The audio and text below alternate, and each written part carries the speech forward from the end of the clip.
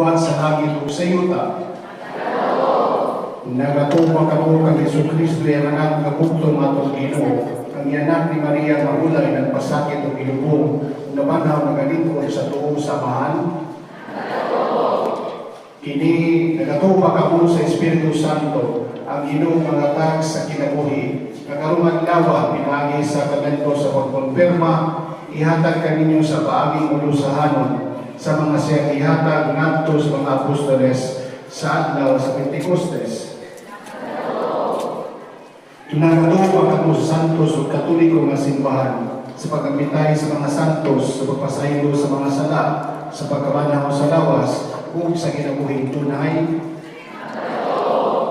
Kini mao ang atong pagtuo, kini mao ang pagtuo sa simbahan, atong himayang papadayag niini diha kang Kristo Jesus nga atong Ginoo.